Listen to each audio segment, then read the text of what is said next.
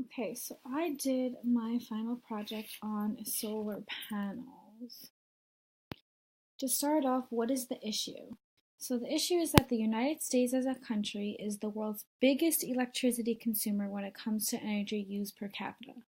The average US residential consumer uses approximately 909 kilowatts per hour per month of energy and around 10,909 kilowatts per hour per year.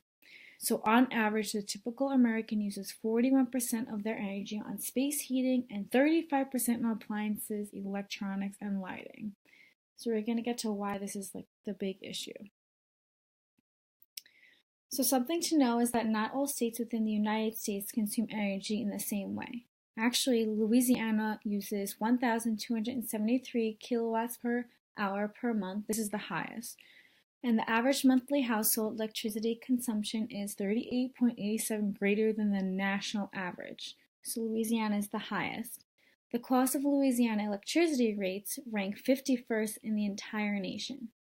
Hawaii, on the other hand, uses the lowest. But here's why. Hawaii only uses 515 kilowatts per hour per month. Despite having the lowest average energy consumption per household of any state, Hawaii also has the highest energy cost of any state in the US. It's no wonder why they don't use electricity so much. So, the problem overall that humans are causing basically, fossil fuels are connected to global warming. What is global warming? Global warming is a gradual increase in the overall temperature of the Earth's atmosphere. This leads to greenhouse effect, which is the trapping of the sun's warmth in the planet's lower atmosphere due to the burning of fossil fuels. These fossil fuels block the heat from traveling back into space. So I like to think of it like an example. Do you know when you put food in the microwave and you put like the plastic thing over it to keep your food warm and have it not pop all over the microwave? It heats up in that little space and the heat is trapped in there. So basically, all the heat's trapped into the world due to fossil fuels because of electricity causing the fossil fuels. Also, due to the constant human existence and the burning of fossil fuels, there's an increase in global warming. So just think, there's some good points here. Most of the electricity generated in the US comes from fossil fuels like coal and natural gas. Extracting and using fossil fuels is so expensive and harmful to the environment. On the other hand, solar energy is free and radiant abundant. If we could capture all the sun's energy shining on the earth for just 1 hour, we could power the entire world for 1 year, which is crazy to me. By investing in solar energy, you can help reduce our reliance on fossil fuels in favor of one of the most abundant, consistent sources of energy we have available, which is our sun. And this is so natural and so much better.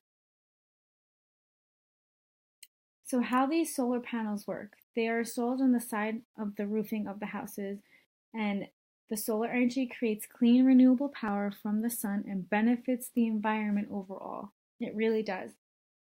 Alternatives to fossil fuels reduce carbon footprint at home and abroad, reducing greenhouse gases around the globe. So, just by using solar panels, we have less greenhouse gases, which is perfect. Solar is known to have a favorable impact on the environment. So let's go over some of the pros. The first pro is that they are renewable. This means we cannot run out of solar energy as opposed to non-renewable energy sources such as fossil fuels, coal, or nuclear. We will have access to solar energy as long as the sun is alive. So I did some research, and another 6.5 billion years, according to NASA, is as long as the sun's going to be alive. So it's a really long time to get the greenhouse gases down.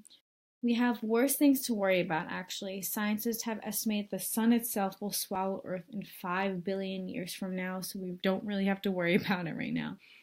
Another pro is that they are abundant. The potential of solar energy is beyond imagination, to be honest. The surface of the Earth receives 120,000 terawatts of solar radiation, which is sunlight, and 20,000 times more power than what is needed to supply the entire world. Another pro is that they are very sustainable.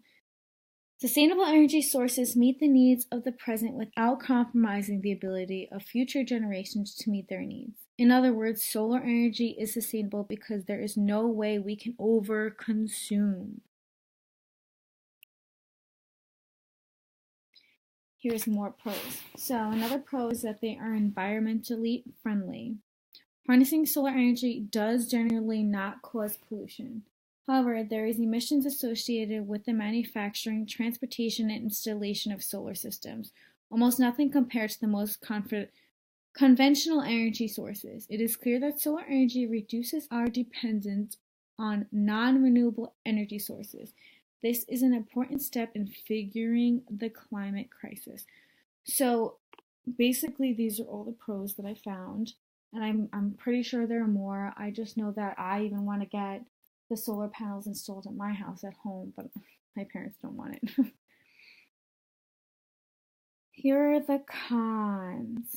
So the first con is that they're intermittent, which means the solar energy is an intermediate energy source. Access to sunlight is limited at certain times, such as morning and night.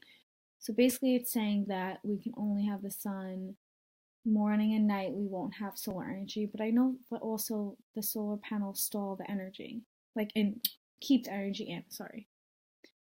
Another con is that energy storage is expensive. So they're saying energy storage systems such as batteries will help smoothen out demand and load, making solar power more stable, but those technologies are also expensive. So overall, things are going to be expensive. So more cons. While solar power certainly is less polluting than fossil fuels, some problems do exist. Some manufacturing processes are associated with greenhouse gas emissions. The next con is that it's exotic materials. So certain solar cells require materials that are expensive and rare in nature. This is especially true for thin film solar cells that are based on either cadmium telluride or copper indium gallium selenide. The next con is that it requires a lot of space, so it is essential when looking at how much power can be derived from a certain area of real estate of energy source. So something cool that's now going on is that solar panels are being put on schools. So corporations and institutions with massive energy bills have started to realize how much money they can save by switching to solar power. Solar panels work well on most university school roofs. So on the homes, they're slanted, and on the school roofs, they're mostly flat and expensive roofs made of materials that are ideal for solar panel installation. So it's easier to install them on the schools when they're flat.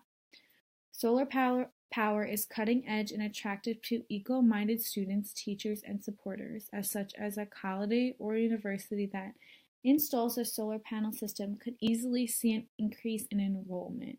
I know it'd be pretty cool to go to a school with all solar panels. So where I live on Staten Island, there's actually a school that just installed all solar panels. It's PS 62, known as the Kathleen Grimm School for Leadership and Sustainability. It's located on Bloomingdale Road in Staten Island, New York, and it's actually pretty cool. It's one of the first schools to have all solar panels. And these are my links and resources. Thank you.